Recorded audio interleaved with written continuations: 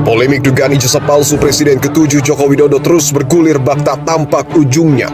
Tudingan memanas usai dua kubu yang bertolak belakang saling desak penegak hukum untuk bertindak. Sejumlah relawan Jokowi mendorong Polda Metro Jaya segera menetapkan status hukum terhadap Roy Suryo CS. Mereka menilai penyidikan kasus dugaan pencemaran nama baik dan penghasutan terkait tudingan ijazah palsu Jokowi sudah terlalu lama. Tangkap teroris! Tak tinggal diam, kubu Roy Suryo justru melangkah maju dengan strategi baru. Mereka mendatangi Bareskrim dengan membawa bukti baru yang diklaim menjadi kunci untuk membuka kembali penyelidikan dugaan ijazah palsu Jokowi. Bola panas kini sepenuhnya berada di tangan Polri. Akankah kasus dibuka kembali atau malah ada penetapan tersangka? Pada 22 Mei 2025, Bareskrim resmi hentikan penyelidikan kasus dugaan ijazah palsu Jokowi.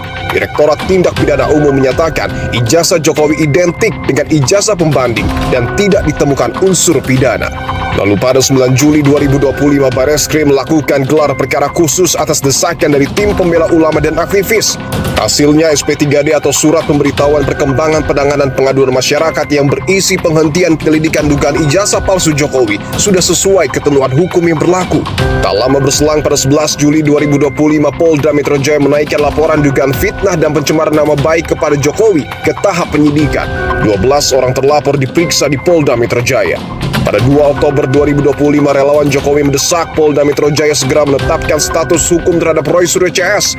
Mereka menilai tudingan ijazah palsu telah merusak nama baik Jokowi dan meninggalkan jejak polarisasi di masyarakat. Lalu pada 6 Oktober 2025, Roy Suryo CS membawa temuan baru berupa salinan ijazah Jokowi dari KPU ke Bareskrim. Langkah ini dilakukan untuk mendorong Bareskrim melanjutkan penyelidikan dugaan ijazah palsu Jokowi. Di tengah memanasnya dua kubu, pertemuan empat mata Jokowi Prabowo di Kertanegara memicu spekulasi politik. Disinyalir pertemuan juga membahas gempuran terhadap keluarga Jokowi, mulai dari polemik ijazah hingga isu pemakzulan Gibran Rakabuming Raka. Dan terakhir kita tahu bahwa saudara Joko Widodo berkunjung kepada Presiden Republik Indonesia pada 2 Oktober yang lalu. Kami menduga bahkan meyakini di antara agendanya adalah membahas soal ijazah yang hari ini masih menjadi kemelut, termasuk ijazah putranya yang saat ini menjadi Wakil Presiden Republik Indonesia. Kami memahami bahwa narasi Prabowo Gibran yang dilibatkan dalam press conference yang dilakukan oleh pendukung Joko Widodo yang diantaranya menuntut klien kami untuk segera ditetapkan tersangka adalah narasi yang ingin meminjam kekuasaan untuk terlibat mendukung saudara Joko Widodo. Sasaran utamanya itu adalah pemerintah Prabowo Gibran. Mereka ingin memakzulkan Gibran. Ini kan adalah satu rangkaian, satu duit tunggal pemimpin Republik Indonesia. Kini sorot mata tajam tertuju pada Bareskrim dan Polda Metro Jaya. Akankah kasus dugaan ijazah palsu Jokowi berujung penetapan tersangka atau justru penyelidikan yang kembali dibuka? Beberapa waktu yang lalu juga kita tahu, Bung Rifai, sejumlah relawan Jokowi merapatkan barisan dan mendatangi Mabes Polri, bahkan mendesak Kapolri untuk kemudian memantau proses penyidikan yang kemudian dilakukan di Polda Metro Jaya. Apakah ini juga sejalan dengan kuasa hukum? Yang kemarin agak lama itu penyelidikan. Ya. Makanya di bulan ketiga itu saya juga agak komplain, karena untuk menentukan pidana atau tidak itu kan sebenarnya mudah lah. Ya, tapi kalau untuk mengumpulkan barang bukti, ya menentukan tersangka, ini memang prosesnya harusnya lebih deep. Dibanding penyelidikan. Apalagi memang berkali-kali juga kami mendapat arahan dari Pak Jokowi agar proses perkara ini berjalan hati-hati, profesional, ya, dan betul-betul dikaji secara komprehensif. Karena jangan sampai ada orang yang tidak bersalah tapi terseret, ya, tapi juga jangan sampai orang yang bersalah justru dibebaskan. Ya. Tentunya arahan klien ini kami laksanakan dengan kami juga mencermati semua proses penyidikan, karena kami sebagai pelapor kami memiliki hak untuk bisa mengikuti proses ini, dan sejauh ini sih kalau kami lihat proses ini masih berjalan sesuai timeline ya. Karena sebelumnya juga sudah bermunculan narasi yang menyebutkan ada kemungkinan penetapan tersangka terkait dengan tudingan ijazah palsu Jokowi akan dilakukan pertengahan Oktober ini, betul demikian? Kalau dilihat timelinenya sepertinya di bulan Oktober ini sudah bisa dilakukan gelar perkara untuk menetapkan tersangka, karena alat bukti pun sudah cukup banyak ya, ahli pun sudah sangat banyak diperiksa. Bahwa tapi teman-teman di luar, apalagi teman-teman relawan juga mungkin melakukan reaksi ya, karena apa, memang ini kan juga cukup menarik kalau kita lihat di luar sana gitu ya, proses perkara berjalan, tapi Bang Roy CS itu hampir tiap hari terus menyerang nama baik Pak Jokowi. Ini kan membuat mungkin teman-teman relawan jadi sedikit agak terganggu, agak emosi lah ya. Nah, akhirnya yang jadi sasaran adalah laporan kami yang di Polda. Tapi percayalah, kami juga secara profesional mengawal perkara ini ya, agar bisa berjalan dengan betul-betul sempurna lah. Tentu kuasa hukum yang paling mengetahui update paling baru terkait dengan penyidikan yang kemudian dilakukan oleh polisi.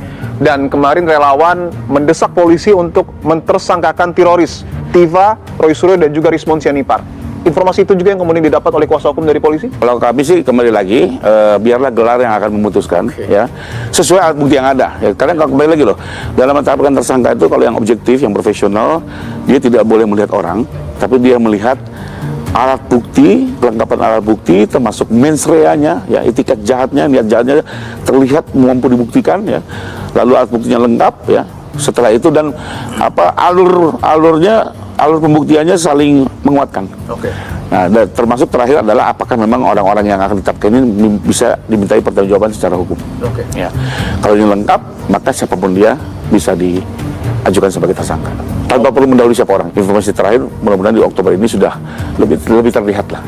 Tinggal kita lihat nanti mungkin apa hasil gelarnya dan sama-sama kita kawal. Tanggalnya sudah ada mungkin, Bung Rifai? Kemungkinan di bulan Oktober, soal tanggal kita kembalikan ke teman-teman penyidik. Karena rencananya gelar ini pun juga akan diikuti oleh berbagai pihak. Termasuk Pak Jokowi? Tidak, gelar ini seperti mungkin nanti ada Komnasan, Ombudsman, Kompolnas, semua akan dilibatkan.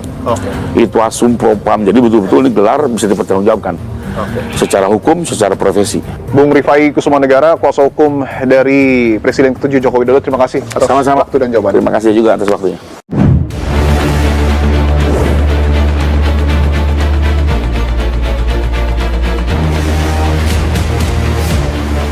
Saudara, saat ini saya berada di kantor Komisi Pemilihan Umum yang disebut oleh Roy Suryo CS menjadi lokasi diberikannya salinan ijazah Jokowi dari KPU kepada pihak Roy Suryo.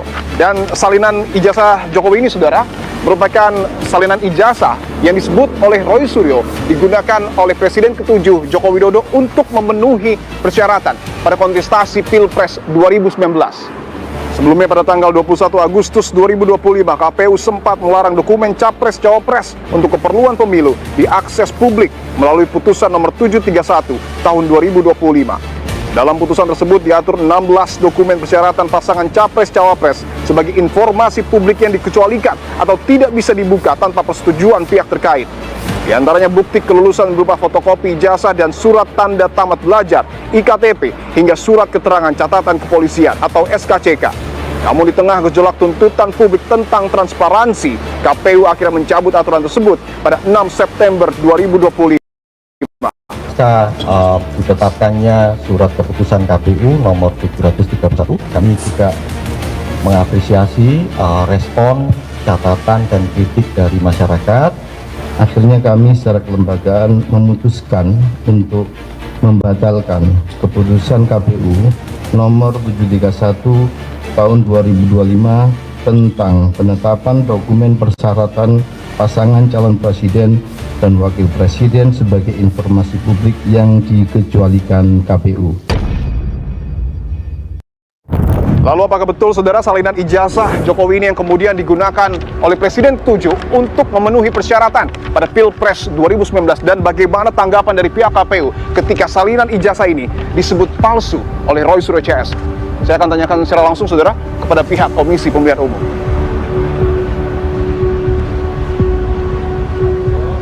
Coba telepon Pak Agus Melas. Mas, izin dalamnya, Mas, ya? Oh, bedanya saya tar. Ayo, ya. Tim Dipo Investigasi mencoba bertemu dengan komisioner KPU untuk mengkonfirmasi pemberian salinan ijazah Jokowi kepada Roy Suryo CS. Namun pihak KPU tak mengizinkan tim Dipo Investigasi untuk masuk ke gedung utama. Dan saat dihubungi melalui jaringan seluler, ketua hingga komisioner KPU belum berkenan untuk diwawancarai terkait pemberian salinan ijazah Jokowi kepada Roy Suryo CS. Kalau saya, hitungan saya mestinya ditersangkakan.